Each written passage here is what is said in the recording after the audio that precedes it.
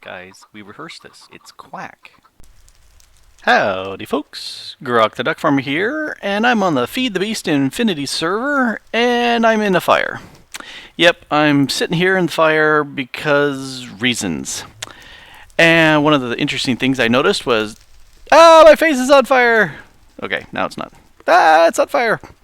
I'm here in the fire because of an incident, and I now hate something. I hate the Firestone ore that comes with Railcraft. Let's jump over here and take a quick look as to why I may hate the Firestone ore from Railcraft. Yes, I had a little bit of burning here and a little bit burning up here, but notice a little bit more burning that seems to have gone on. Yeah, that's a lot more burning going on. And how did this happen, you may ask?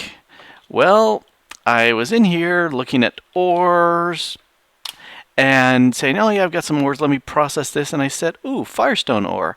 I don't know what that is. And so I put it into my inventory. And fire is what's happened, and kaboom. So, yeah, I'm not too happy with that. Let's drop down to here where it's bedrock and hopefully less likely to cause things to catch on fire. So Firestone ore. I just brought it into my inventory like that, and yep, there's the fires. Let's take that off. Yeah, not much fun. So, hey, stop that. Fly. So yeah, I'm less than enthused about having Firestone ore. So there's got to be a way of handling that that's easier. One thing I might do if I don't want to deal with it anymore is I'll just set up a trash can down here, pick it up, toss it in, and I don't care. It's bedrock. There's nothing really flammable here, possibly the barrels. Yeah, not very happy with that. I'm going to have to rebuild my my chateau. Did a little bit of additions here to my crafting because I was cranking out a lot of crafting and wanted to maximize that, and added some more coprocessors there because I decided I needed to add some power to, let's go up, up and up, some power here to my energy core from Draconic Evolution. Made a little change since the last episode. I realized that I didn't need to have two Tesseracts with these guys. I could have just one and set it to in-out and done. I do like how you can see there's far more particles going in than are being consumed because I'm inputting far more than I'm actually using. So that certainly makes sense. The other thing is it's going to take a while to fill this thing up. Let's look at that. I have produced 67 billion RF to go in this. That's not much, considering it holds 2.4. So let's go over a little bit of the numbers on this, how long it'll take for me to fill this up. First, my reactor down in the basement does about 32,000 RF per tick, which is pretty nice. So you take 2.14 trillion, you divide by 32,000, and you get about 67 million ticks that it's going to take to fill this thing up. At 20 ticks per second, and that should work out about fine, that's 3.3 million seconds thereabouts, which translates into 929 hours, more or less, which is about 39 days. It's going to take my reactor about 39 days to fill that up. Or, in other words, if I do this like I do this, it's going to take 9 weeks later. Well, not 9 weeks, but it's going to take a good chunk of time. So I said, all right, I've got to do some differences here. One thing, I need more power. More power is good. So I was looking around at stuff and said, what could I produce? Solar And here in the solar expansion is a nifty little solar thing. And I said, okay, well, it's cool. What does this do? Hold shift for details. 32,000 RF per tick. This one little solar panel will produce as much as my big reactor does. Ooh, well, cool. I should make one of these. Or 5 or 6. But let's look at the recipe. This guy requires 8 of the advanced solar panels. All right. Which requires 8 of the resonant solar panels. Okay. Which requires 8 of the redstone solar panels, which requires 8 of the hardened, which requires 8 of the leadstone, which goes down to an actual recipe. So let's look at the numbers. For this, there's 8 of these.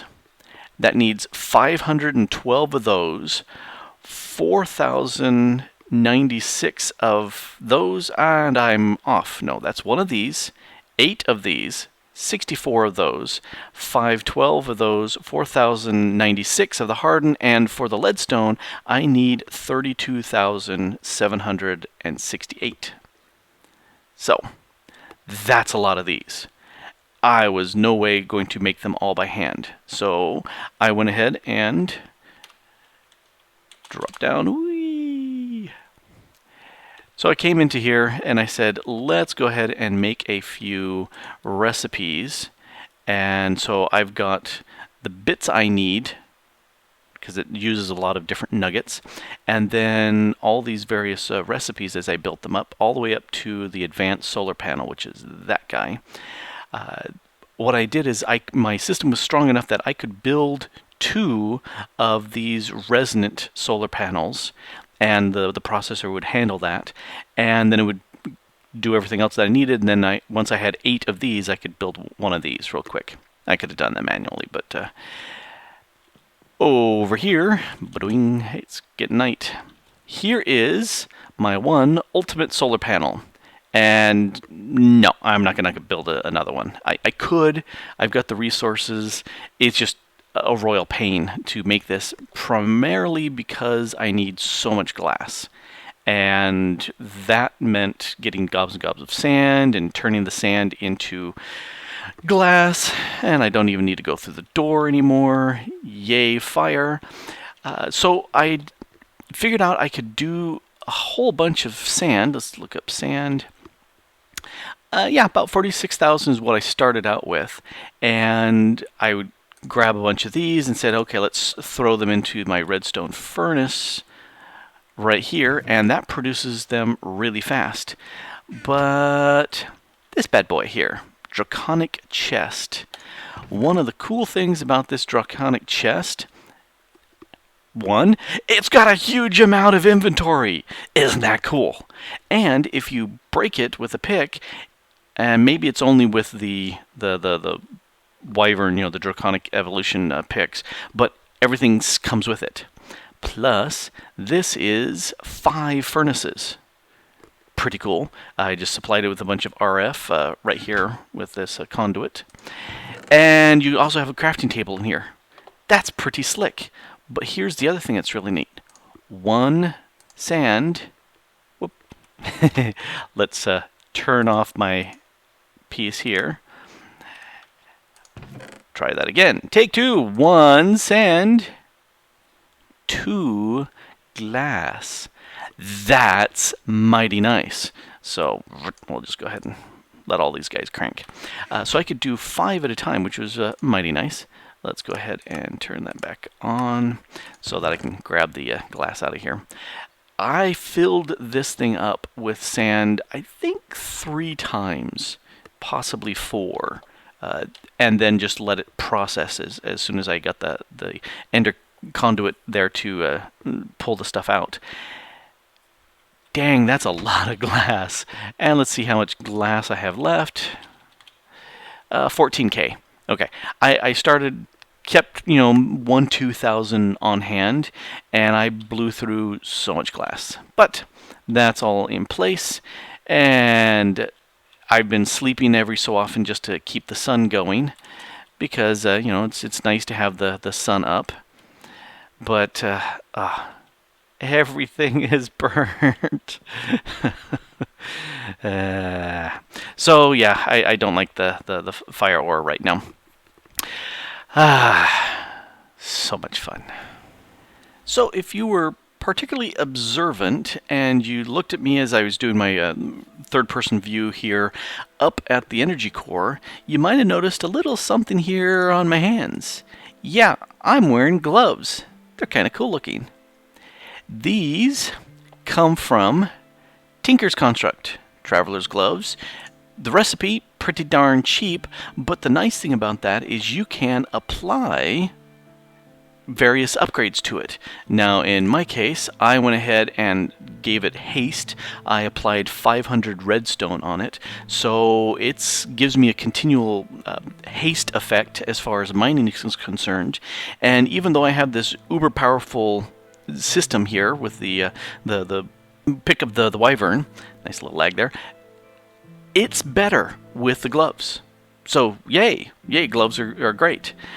And other thing, talking about how I got a bunch of sand and, where do I get the sand? Well, I could have ground cobble into sand, but I was already using my sag mills and pulverizers for other things. So I said, it's easiest just to go ahead and harvest sand.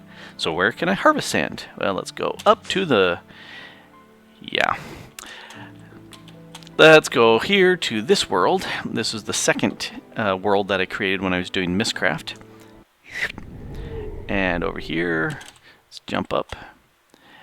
And I decided to pull out my little ender quarry here and chewed up this chunk here. And that's a bunch of sand underneath there, which is pretty cool. That recovered, this amount here recovered all the sand I had chewed up.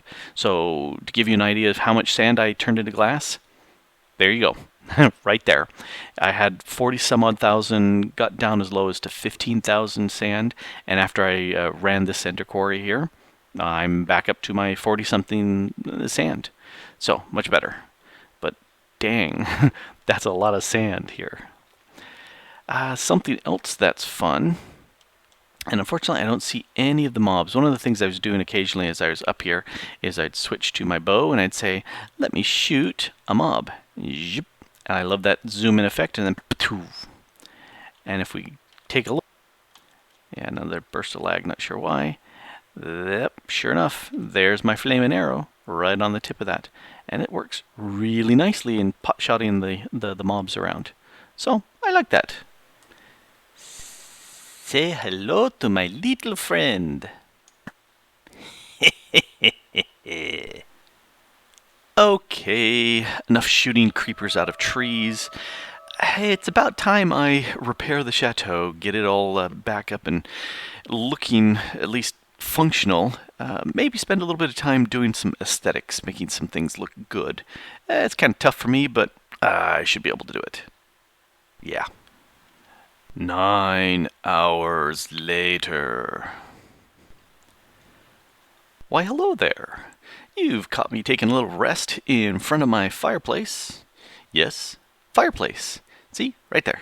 It's a lovely fireplace. And notice the distinct lack of burning of the house. I think that's a very good thing. How is this possible? How could this be done? I'll tell you. Thanks to Draconic Evolution, I can make a box of safety matches, and I use that to light the fire, and it does not catch other things on fire, which is very nice. So I spent a little bit of time repairing the chateau and getting that up and working, and do a little bit of decorating here of some of the living quarters. This is looking nice. And over here, this is looking much nicer too, which is very nice.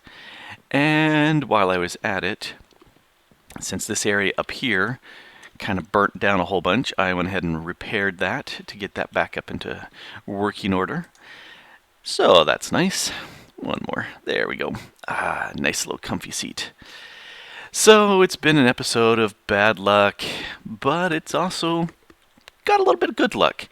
In that, I have landed myself a new job, and that means more money, which that's always nice, but it also means less time. So Next little while, as I start on Monday, today, the same day that this is coming up, I'm not sure how much free time I'm going to have, just whatever I can gather up in the evenings. So that's going to mean for the next little while at least, probably a slowdown on the videos coming out.